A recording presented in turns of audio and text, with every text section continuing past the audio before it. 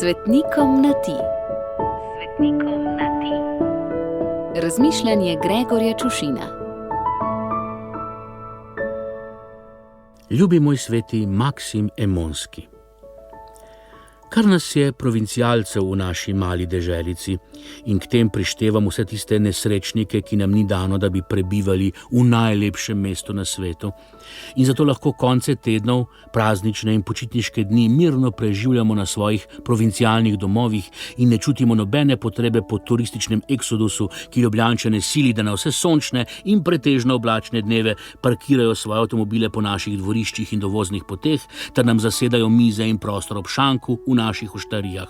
Torej, mi, provincialci, vemo, da vlažne meglice, ki pokrivajo Ljubljansko kotlino, in močvara, ki obdaja naše glavno in slavno mesto, ne pomenijo nič dobrega. Tam ti prodajo meglo, če se prej ne pogrezneš v blato. Tam v Ljubljani se vedno nekaj muti. In bom povedal kar naravnost. Očitno to prodajanje megle ni ljubljanski izmislek, ampak sega že v čase Emone.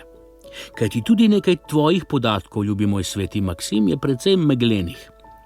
V ljubljanski stolnici pod tvojim kipom piše, da si bil ustoličen leta 242 in da si umrl mučeniške smrti leta 252, pa vendar se tvoj podpis bere 100 let kasneje pod zapisnikom tako Oglejske sinode leta 381, kot še kasneje Milanske iz leta 390. O tvojem mučeništvu ni nobenega neposrednega dokaza, le domneva. Da pa je mera še bolj polna, je treba povedati, da te nekateri iz naše ljubljanske Emone selijo na morje, v Istro, v Novigrad, ki se je v rimskih časih tudi imenoval Emona oziroma Aemonija. Tam v Ljubljani se vedno nekaj muti. Vendar, ljubi moj Maksim Emonski, nimam nobenega namena izpodbijati ne tvojega obstoja, ne tvojega svetništva. Pošteni ljudje si verjamemo in zaupamo na besedo. Krščeni, ki smo po definiciji ljudi vere, upanja in ljubezni, pa še toliko bolj.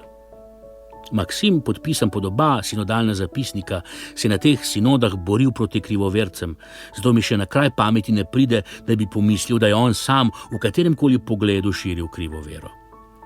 Zato, ljubi moj ljubljanski oziroma emonski, a kljub temu sveti škof Maksim, obilo žegna za tvoj god.